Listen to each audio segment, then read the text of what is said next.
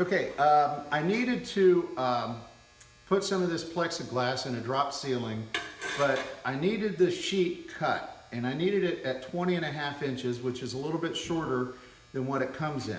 So I went to YouTube to try to figure out what's the best way to cut this stuff, and I really couldn't find anything on the best way to cut it. So I took a knife and I, scored it over and over, and you snap it off and you kind of crackle it a little bit, and it took forever and it was really a pain.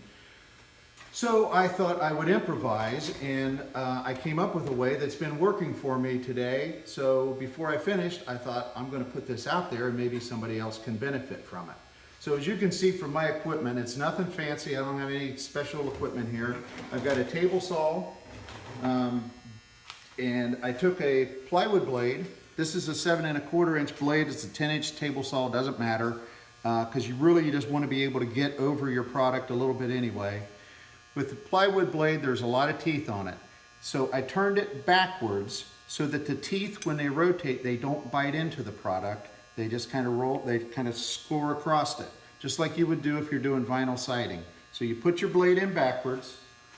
And then I made this piece of scrap wood, kind of a guide here. And I clamped it down with these two clamps. And what I did with this scrap wood was I scored it so that I could lay the wood here and the blade would not be touching the wood.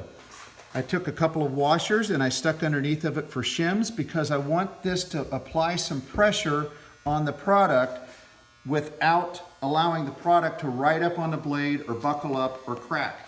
And the most important thing is I don't want to get my hands too close to the blade.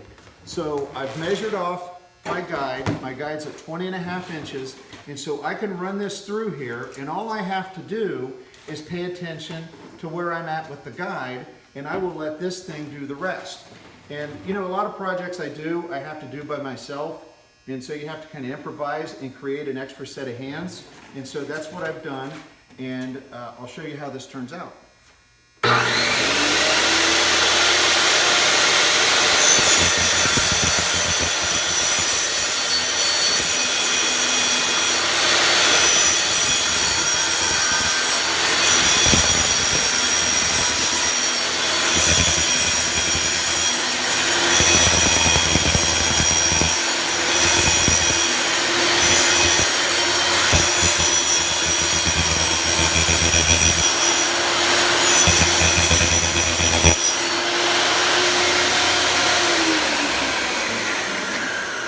Now, if you look at that, it's just like it came out of the factory.